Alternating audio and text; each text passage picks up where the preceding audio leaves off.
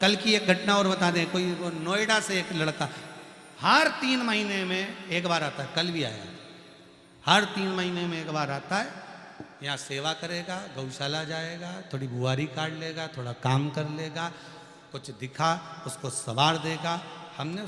हमें पहली बार मिला तो हमने पूछा भाई तुम कहाँ से आए हो? तो कहा हम नोएडा से आए। हमने पूछा तुम यहाँ नहीं ठहरे हो? कहा नहीं, हम बाहर सीहोर में ठहरे। अच्छा, कैसे आए हो? रुकोगे 2-4 दिन? नहीं नहीं, हम तो सवेरे आए, एक दिन सेवा करेंगे, रात्रि की गाड़ी है, वापिस चले जाए। एक दिन के लिए, हाँ बस। ये मेरा चौथा राउंड है, लगातार आ रहा हूं। बाबा ऐसी कृपा कर दिया है, धीरे धीरे उन्नति की ओर बढ़ते चले जा रहा हूं।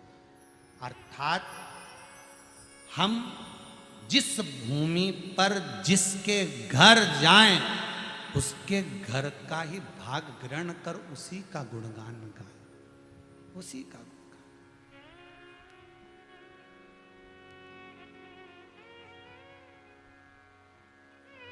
उसी का गुणगान।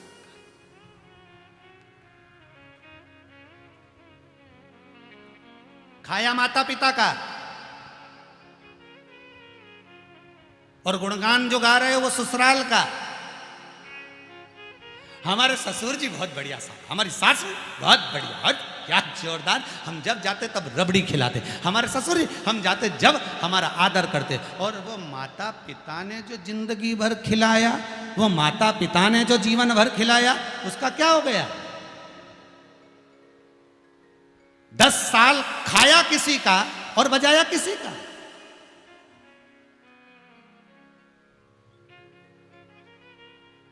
माता पिता का ग्रहण कर रहा और वो ससुराल वाले प्रिय लग रहा है। हमें हमारे ससुराल वाले बड़ा बहुत जोरदार सा, क्या जोरदार है। हमको रबड़ी खिलाए, हमको दाल बाटी खिलाए,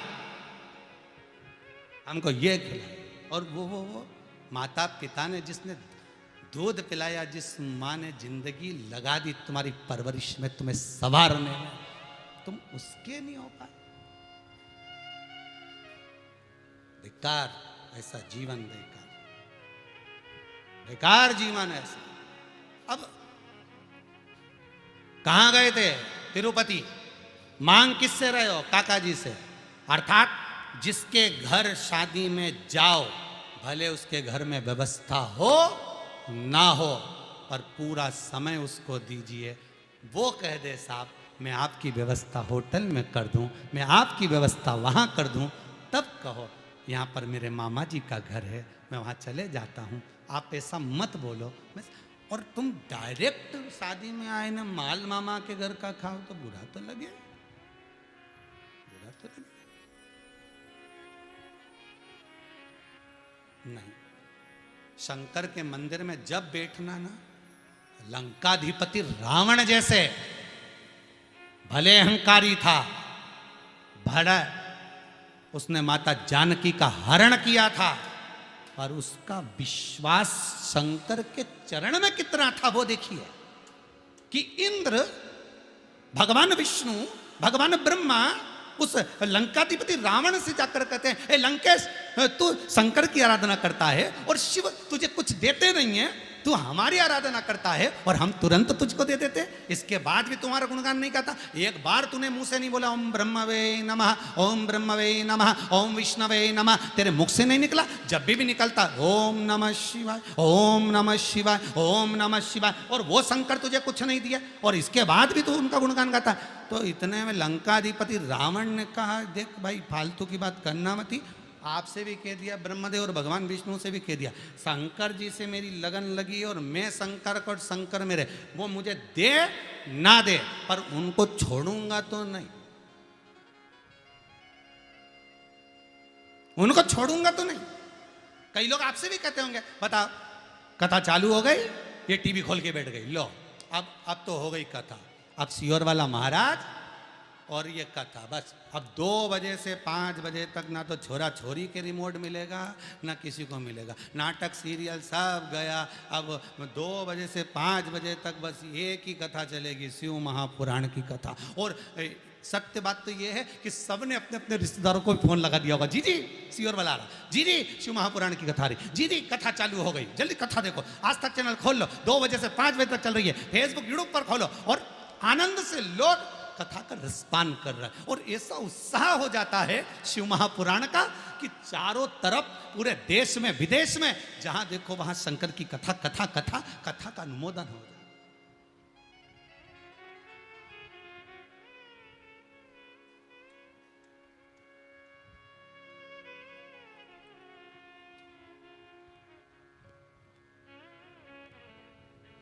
शिव पुराण है, शंकर का अनुमोदन है, हमें नहीं मांगना किसी से, हमें वो दे ना दे, तेरा ही दिया मैंने खाया पिया है, तेरा शुक्रिया है, तेरा शुक्रिया है, मुझे मेरे मालिक बहुत दे दिया है, तेरा शुक्रिया है, तेरा शुक्रिया है।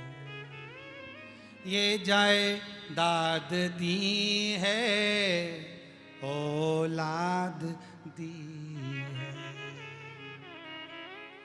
जायदाद दी है, औलाद दी है, मुसीबत में हर वक्त इमदाद दी है, तेरा ही दिया मैंने खाया पिया है, तेरा शुक्रिया है, तेरा शुक्रिया। धन्यवाद दो। रावण कहता है शंकर मेरा और मैं शंकर का। याद करिए, हनुमान जी की पूंछ में आग लगाई, रावण की लंका जलाई, लंका जलने के बाद लंकाधिपति रावण स्वयं हनुमान जी से पूछ रहा है कि पूरी लंका जल गई और तेरी पूंछ में सिरे तक कपड़ा बांधा था, तेल भी पूरी पूंछ में लगाया था, पर समझ में नहीं आई लंका इतनी बड़ी जल गई और पूंछ अभी तक नहीं जली।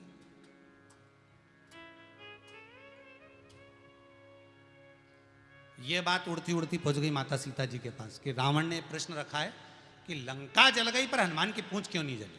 नहीं तो पूरी पूंछ पे कपड़ा बंधा था, और पूरी पूंछ पे कपड़ा बंधा और सब में तेल डाला, सब में घी डाला, फिर आग तो लगना थी, और यहां तो बिना घी तेल के जल रही है, बिना घी तेल। और स्वयं वो लंकाधिपति रावण का बेटा मेघनाथ ऊपर मेघों से कह रहा है पानी बरसा, और ऊपर से जल वृष्टि करने के लिए मेघ आ भी गए, तो हनुमान जी की पूंछ में आग लगे और हनुमान जी लंका जला रहे, और इतने में मेघ पानी बरसाने वाला था। तो हनुमान जी ने पूछा क्यों रे तू ये बीच में अड़चन क्यों कर रहा? जैसे कई दुनिया के लोगों की आदत है, मंदिर का निर्माण हो, राम मंदिर का निर्माण हो, भगवान का भजन हो, कीर्तन हो, नाम स्मरण हो, भगवान की भक्ति हो, यज्ञ हो, अनुष्ठान हो, मंदिर हो, देवालय हो, तीर्थ हो, कथा हो, सत्संग हो, दुनिया के लोगों को दूसरी जगह से ऑब्जेक्शन नहीं होता जितना धर्म की जगह से ऑब्जेक्शन होता।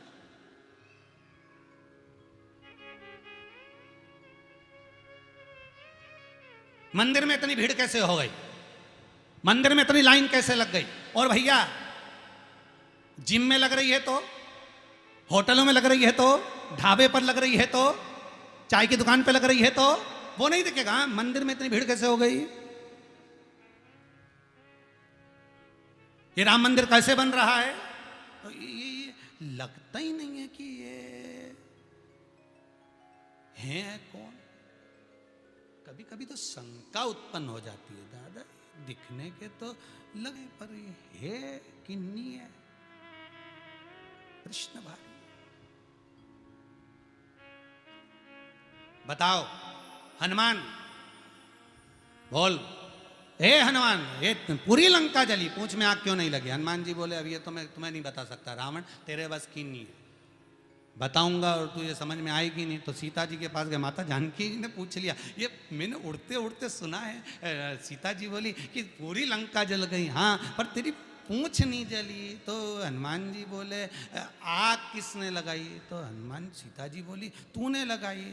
तो अग्नि में कौन था? तो सीता जी बोली अब मुझे क्या मालूम, अग्नि देवता होंगे। इतने में हनुमान जी बोले नहीं माँ, अग्नि में मेरे राम जी भी थे, अग्नि में मेरी सीता माता भी थी। लंका में दोनों हैं, लंका में दोनों विराजमान है, सीता माता भी है, राम भी है। तो सीता जी बोली राम कहाँ है? हनुमान जी बोले आपके हृदय में, राम आपके हृदय में। तो सीता भी है, राम भी है लंका में, दोनों लंका में। तो आग सीता और राम ने लगाई है, तो फिर लंका किसने जलाई? तो क्या राम जी ने जलाई। फिर तेरी पूंछ और विभीषण का घर किसने बचाया? तो हनुमान जी कह रहे मेरी माता सीता ने बचाया। केवल एक दुनिया में माँ ही ऐसी होती है जो अपने बच्चे को, अगर वो कीचड़ में भी गिर गया, अगर वो नाली में भी गिर गया, अगर गंदगी में भी गिर गया, तो अपने बच्चे को गोदी में उठाकर लगा लेती है। केवल एक माँ होती, कपड़े नहीं देखती कि कौन से कपड़े हैं, कैसे कपड़े हैं, वीआईपी हैं, अच्छे हैं, बुरे हैं, उसको मतलब नहीं। माँ अपने संतान को भले कीचड़ में पड़ा है, गंदगी में पड़ा है, पर उसको हृदय से लगा लेती है। माँ माँ होती है। पड़ोसी लगाएगा नहीं, आकर बताएगा तुम्हारा लड़का गिर गया कीचड़ में, उठा लो, हृदय से नहीं लगाएगा, पर मां लगा लेती है। तो हनुमान जी कह रहे हैं लंका जो जल रही थी वो राम जी जला रहे थे, और विभीषण और हनुमान की पूंछ को केवल माता जानकी बचा रही थी। क्योंकि माँ दयालु होती है, दया करती है, अपने बच्चे को संकट में नहीं देख सकती। विभीषण भी राम जपता है, भगवान का स्मरण करता है, और मैं भी भगवान का स्मरण करता हूं। इसलिए ना पूंछ को आग लगी, ना विभीषण के घर को आग लगी, ना पूंछ को आग लगी, ना विभीषण के घर।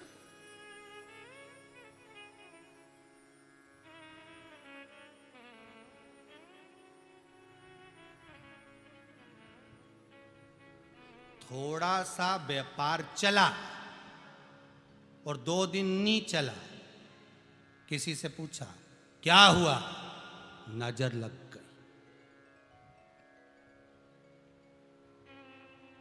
8 दिन चला, 2 दिन नहीं चला, तो कि किसी ने टोना मार दिया, नजर लग गई। क्यों रे भैया, तुम्हारे व्यापार को नजर लगे और वो इतने बड़े बड़े, वो अंबानी ने टाटा ने बिरला ने सबकी फैक्ट्रियां चल रही, इनके भी तो 2-4 देखते होंगे, नजर और टोना तो मारते ही होंगे नीचे गिराने के लिए, इनका कुछ नहीं होता और ऊपर बढ़ते चले जाते हैं। उसका कारण है आप जितना भ्रांतियों में गिरते चले जाओगे, दुनिया आपको उतना भ्रांतियों में पटकती चली जाएगी। और नहीं तो शिव महापुराण की कथा तो कहती है आग लगे बस्ती में और अपन रहो मस्ती में, क्या किसको रोइए, चादर तान के सोइए, जो होगा देखा जाएगा, तुम तो अलमस्त रहो, तुम अलमस्त रहो। जिसके यहां गए उसके यहां से मांगना, जिसके दरवाजे पर पहुंचे उसके दरवाजे से मांगना, आपको अच्छा लगेगा। पर आए तुम काका जी की यहाँ, चाय पूरे शहर में पीते जा रहे हो, साहब चाय पिला दो, साहब रोटी खिला दो, साहब पूड़ी भजिया खिलाओ, साहब मंगोड़ा खिलाओ, साहब खीर खिलाओ, नहीं, जिसके यहाँ आए उसका। शिव के दरवाजे पर गए हो, शंकर से मांगना, बेलपत्र उसकी उठाना, ढोना भी चढ़ाना भी। भले पड़ोसी की थाली में बेलपत्र रखी हो मत उठाना, पड़ोसी की थाली में फूल पड़ा हो नहीं उठाना। हमें शंकर का चढ़ा हुआ भाग मिलेगा, धोएंगे, शिव को चढ़ा देंगे, शिव स्वीकार करेंगे, शंकर।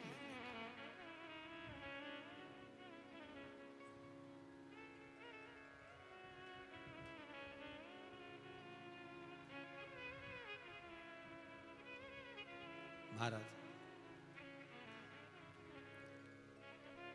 अरे लंबी लंबी लागी है कतार, भोलेनाथ के शिव के द्वार पर जाकर हम भगवान शिव से मांगना। आप हमारे यहाँ ना 1 लोटा दूध लेकर जाना, मांग लेना, आवाज लगा देना, हो मांग लेना।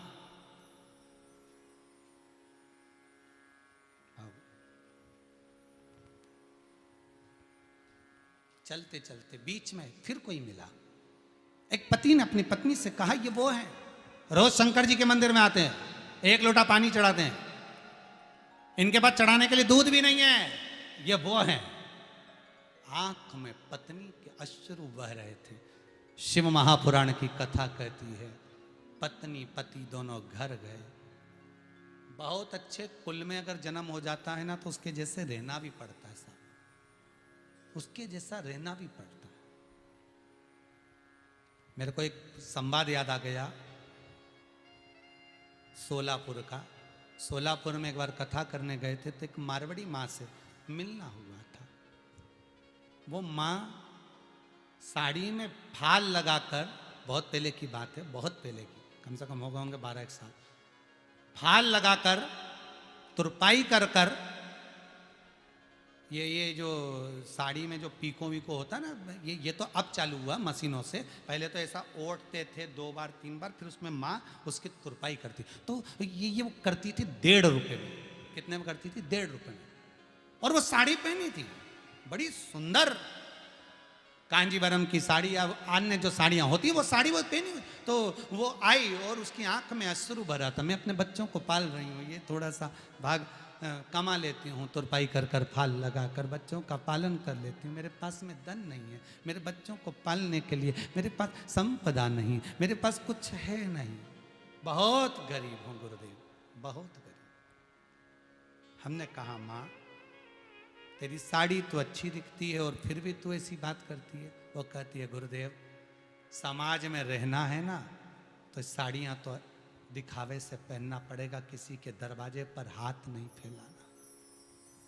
अगर समाज के अंतर्गत जाकर अगर मैं किसी के आगे हाथ फैलाऊंगी, मांगूंगी, तो दुनिया के लोग कहेंगे, बताओ इतने अच्छे कुल में जन्म हुआ, इतनी अच्छी समाज में रह रही, और बताओ मांगती फिर रही। मैं समाज से नहीं, तो मैं क्या करूं? हमने एक ही बात करा, आप कुछ भी धारण करो पर शिव का अनुमोदन करो। होता है कई बार। तो इसने पत्नी ने पति से कहा, सुनो जी। पति बोला, क्या?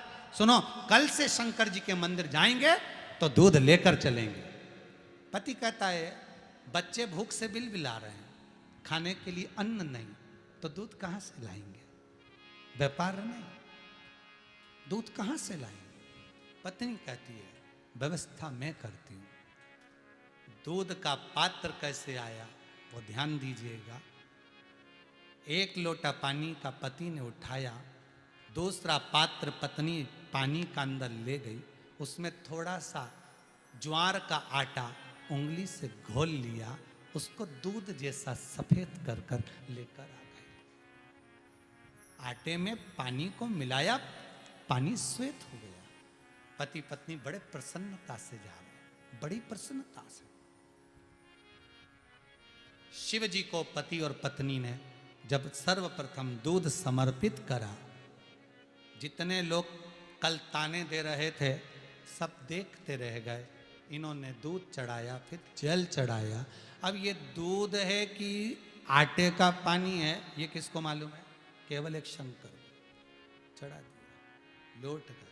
अब जितने लोग बैठे थे उनको एक भ्रम उत्पन्न हुआ, बताओ इसके यहाँ दूध कहां से आ गया?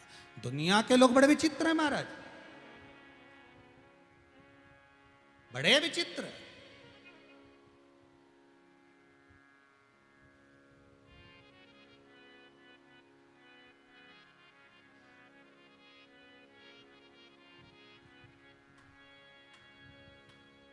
शिव और पार्वती की कथा कहती है, दुनिया के लोग कितने विचित्र हैं। शंकर ने पार्वती को दिखाया, जब काशी घुमाने के लिए ले गए।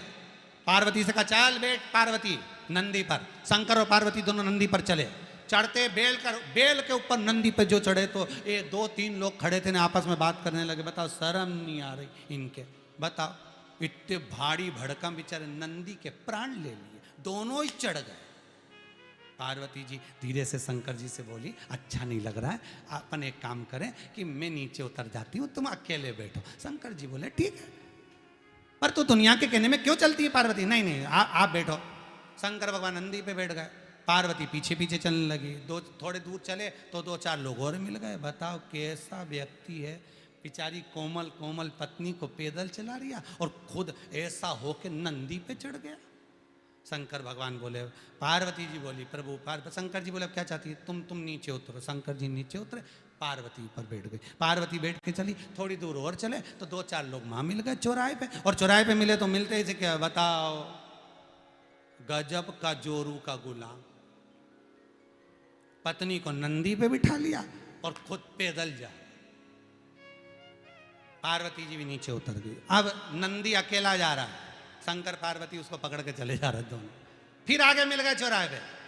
इनके बराबर कोई पागल नहीं मिला संसार में, बताओ। नंदी साथ में था तो भी पैदल जा रहे। ये दुनिया के लोग आपको जीने नहीं देंगे। बड़ा विचित्र जमाना,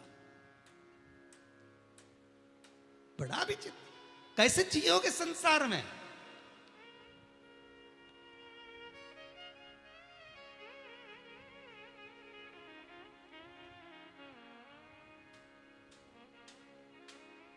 कैसे संसार में जियोगे? खुद को करना नहीं है और दूसरे को करने देना नहीं है।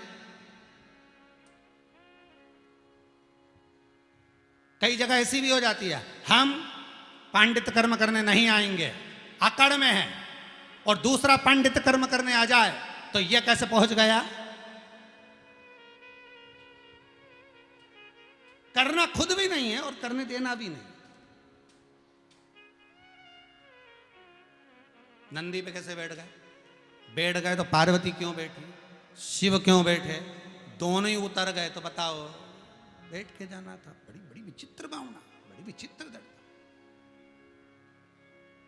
इसीलिए शिव पुराण कहती है, क्या किसको रोइए, चादर तान के सोइए। आग लगे बस्ती में, अपन रहो मस्ती में। इन सब के चक्कर में रहोगे नहीं तो जिंदगी में ऐसा सूख के कांटा हो जाए। खाओ पियो मौज करो, अलमस्त रहो।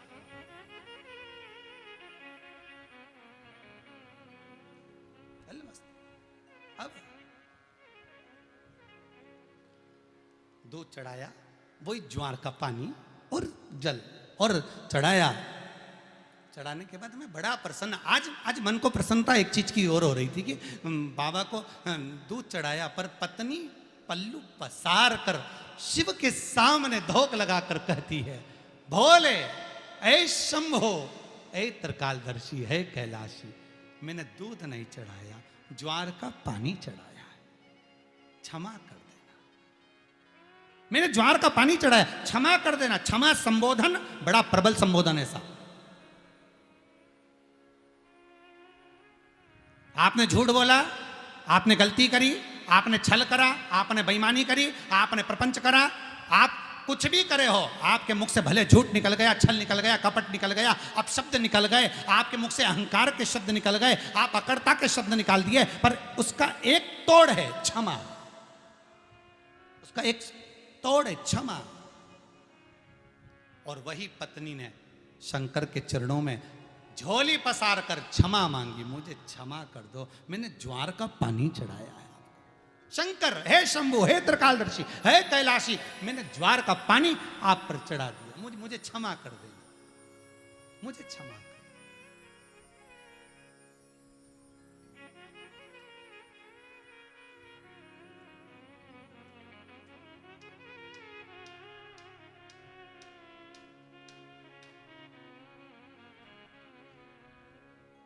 गलती तो हुई है मुझसे।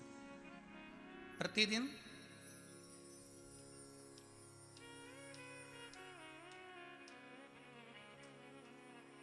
ये हमारे जो हरदा वाले दीनानाथ जी है ना, ये जब भी यहाँ कीर्तन के लिए आते हैं तो हम इनको जब भी ये मिलते हैं ना तो इनको हम रोज प्रतिदिन कहते हैं हैप्पी बर्थडे टू यू। क्या है दीनानाथ जी? हम प्रतिदिन इनको कहते थे दीनानाथ जी को कि दीनानाथ जी जन्मदिन की बधाई हो आपको। क्यों दीनानाथ जी? सही है। तो बधाई हर पल हर घड़ी हम इनको जब ये मिलते हैं रोज प्रतिदिन तो हम इनको हैप्पी बर्थडे टू यू कह देते हैं, जन्मदिन की बधाई। तो दीनानाथ जी पूछे, महाराज जी गुरु जी आप जब भी मिलते हो मेरे को जन्मदिन की बधाई दे देते हो, मैं तो एक बार पैदा हुआ नहीं, तुम रोज रोज बधाई देते हो। तो हमने कहा दीनानाथ जी दुनिया के लोगों को लगता है कि लोग एक बार पैदा होते हैं। शिव महापुराण की कथा स्कंद पुराण की कथा, विष्णु पुराण की कथा कहती है रात्रि को आदमी सोता है तब समझ लो निपट गया होता है, सुबह उठता है तो समझ लो वापिस जन्म हो गया होता है। जिस दिन जागो उस दिन सवेरा, जिस दिन जागो उस दिन पैदा हुए। इसलिए आप सबको हैप्पी बर्थडे टू यू।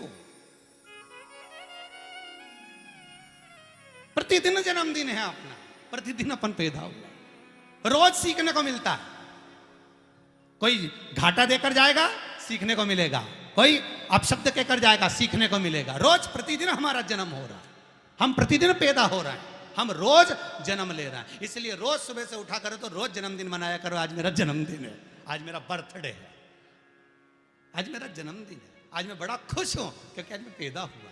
हो जैसे जन्मदिन पे कितने खुश होते हैं ना, आज केक कटेगा और मिठाई आएगी और ये होगा, तो वैसी प्रसन्नता आपके भीतर, आज मेरा बर्थडे है, आज मैं पैदा हुआ हूं।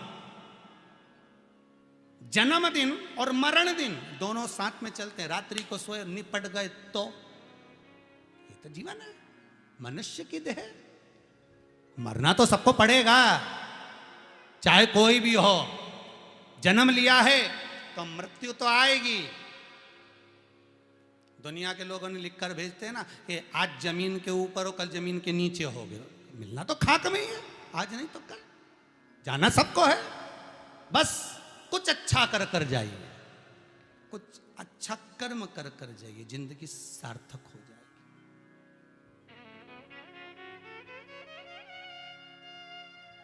आप सबको भी जन्मदिन की बधाई। रोज सुबह से उठकर कह दिया करो जन्मदिन है आज आपका, हैप्पी बर्थडे टू यू।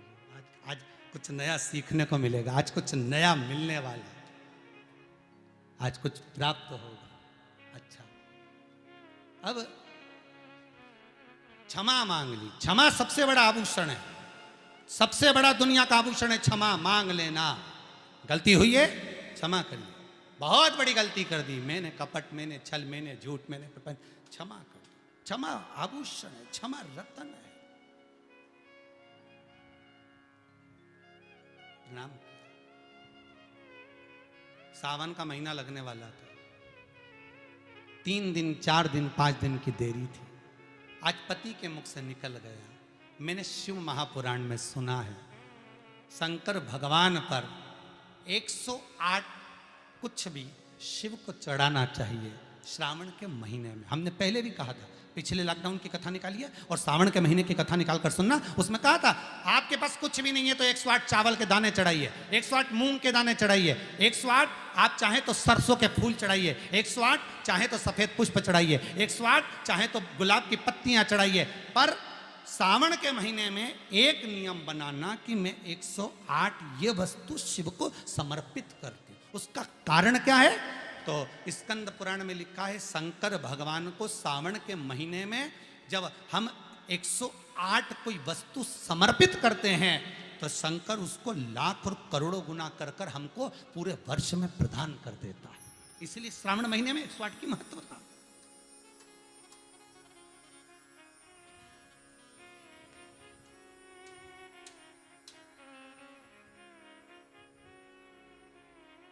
बाबा से विनय निवेदन, उसके चरणों का स्मरण।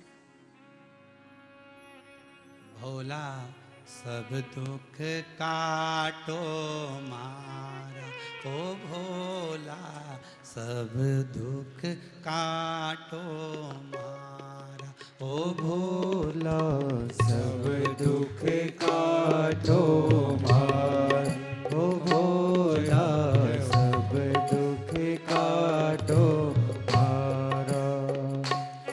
शिव शंकर जपूं तेरी माला, शिव शंकर जपो तेरी माला, ओ भोले बाबा जपूं तेरी माला, भोले बाबा जपो तेरी माला। भोला सब दुख काटो मारा, ओ भोला सब दुख काटो मारा। आओ उसे प्रेम से दोनों हाथों से, जितने टीवी के सामने बैठे हो प्रेम आनंद के साथ।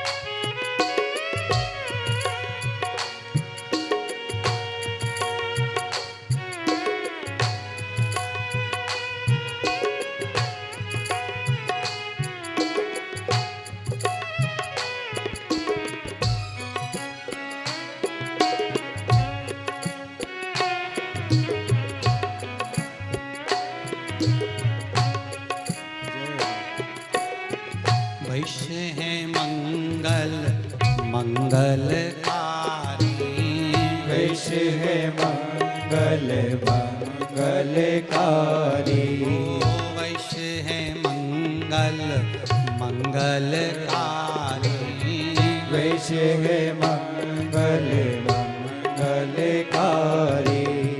शमशान वासी हमारा, शमशान वासी हमारा, भोला दुख काटो हमारा, ओ भोला सब दुख काटो मारा। शिव शंकर जपो तेरी माला, शिव शंकर जपो तेरी माला, ओ भोले बाबा जपो तेरी माला, भोले बाबा जपो तेरी माला।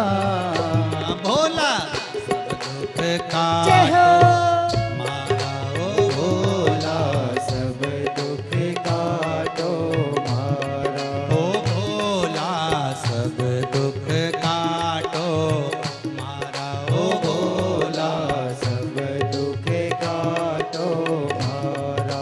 हे शंभू।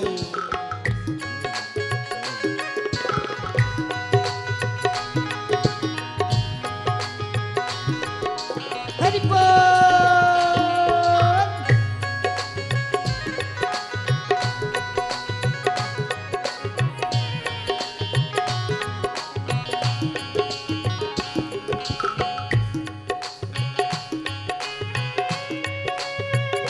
हर भोले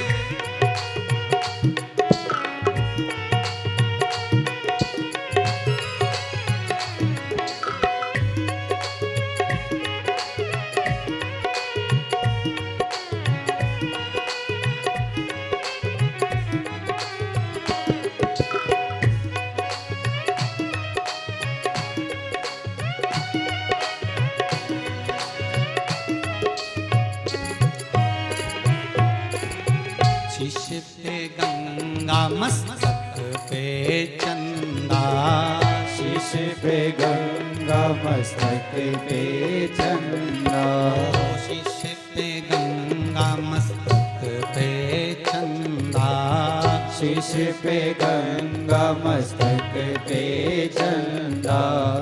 अद्भुत रूप निराला हो, अद्भुत रूप निराला, ओ भोला सब दुख काटो मारा, हो भोला सब दुख काटो मारा, ओ भोला सब दुख काटो मारा, हो भोला सब दुख काटो मारा।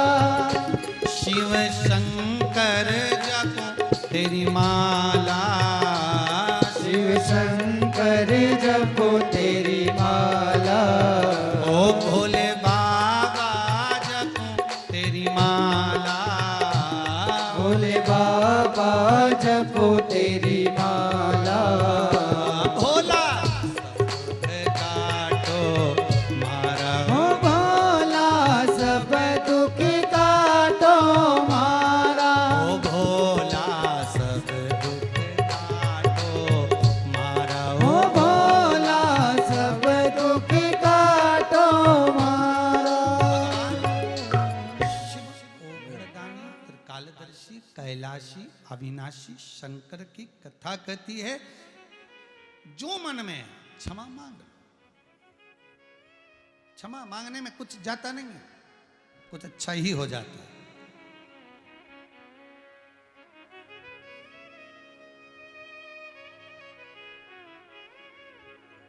झुकना जीते की पहचान है, अकड़ना मुर्दे की शान है। संसार में तो ज्यादा अकड़ता दिखे नहीं तो समझ लेना निपटी गया, मर गया। ये जीवित है ही कहां, इतनी अकड़।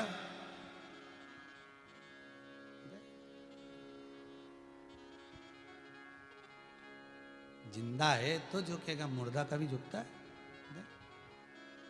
अब बाबा के सामने झुककर दंडवत करी, प्रणाम करा, गलती हो गई, मैंने आपको ज्वार का पानी घोलकर चढ़ा दिया संसार के लिए, मेरा मन में भाव था, मैंने कह दिया, अपने भीतर जो जो होता है ना सामने उंडेल दो भगवान के, माता पिता गुरु, इसके सामने कभी छल मत करो, इसके सामने कभी कोई बात मन में न मत रखो, सब उंडेल दो, फिर आगे मर्जी उसकी, वो निभाए ना निभाए पर उंडेल दो।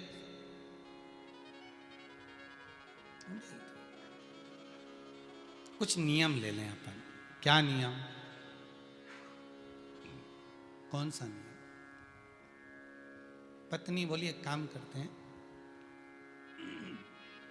कुछ अन्न भाग तो घर में है नहीं,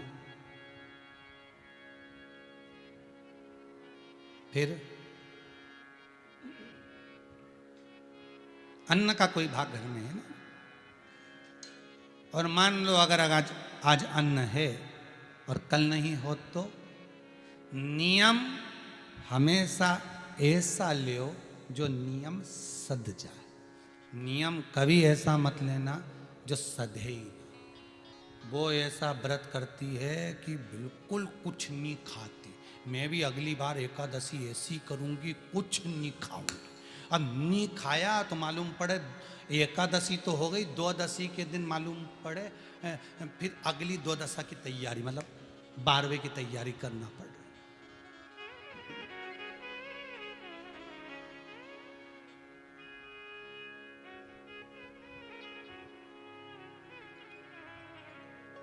नियम ऐसा लो जो सद जाए। नियम ऐसा, कभी ऐसा नियम मत लेना जो ना सदे हो।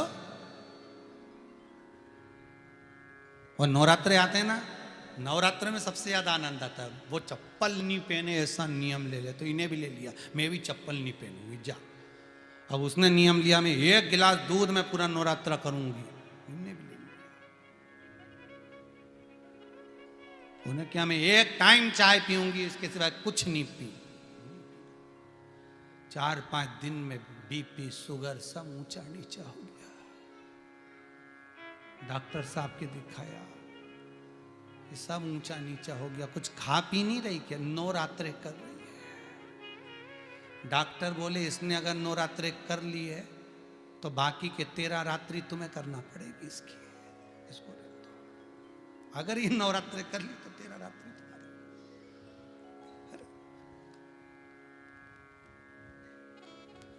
अच्छा सत्य बताओ ईमानदारी से, कभी भगवान ने आकर तुमसे कभी कहा कि तुम कुछ मत खाओ? कभी कहा भगवान ने? अन्न, पानी और वायु, ये 3 चीज भगवान ने तुम्हें गिफ्ट में दी, पैदा होते से ही दे दी, जिसकी कीमत दुनिया का व्यक्ति जब समझता है जब वो चली जाती है। जैसे वायु, ऑक्सीजन की कीमत जब समझी जब वो नहीं मिली। पानी की कीमत व्यक्ति जब समझता है जब 1 बॉटल पानी की खरीदता है और ट्रेन नहीं रुकती है, तब वो पानी की बोतल जब खत्म होने वाली रहती है, इतना सा पानी बचा रहता है, तब अभी थोड़ा थोड़ा पियो, थोड़ा, ट्रेन नहीं रुक रही है, थोड़ा पियो। पानी की कीमत जब समझ में आती है जब पानी नहीं मिलता। अन्न की कीमत जब समझ में आती है जब खाने को नहीं मिलता। लॉकडाउन, कुछ भी नहीं मिलेगा, तब घर में पोया देख लो थोड़ा हो तो, सब तो खा गए अगले लॉकडाउन में, अब क्या बचा है? अन्न, पानी और वायु, ये 3 मेरे देवाधिदेव महादेव ने, शंकर भगवान ने, ये 3 जब भगवान ब्रह्मा सृष्टि का निर्माण कर रहे थे, हर चीज के पीछे कुछ ना कुछ लगा रहे थे कि ये ऐसा करेगा तो ऐसा होगा। तब देवाधिदेव महादेव ने कहा अगर मैं मृत्यु लोक में रह रहा हूं और मृत्यु लोक का अगर मैं अधिपत्य हूं, मृत्यु लोक का अगर मैं देवता हूं, तो 3 चीजें तुम्हें फ्री करना पड़ेगी। तो भगवान विष्णु ने पूछा, ब्रह्मा जी ने पूछा क्या? तो कहा पानी, वायु और अन्न, बस ये आप फ्री कर दो। पृथ्वी में लोग बोएंगे, काटेंगे, खाएंगे, आयु वायु जो भी मिले वो फ्री, और पानी वो भी शिव जी के कहने पर मिले।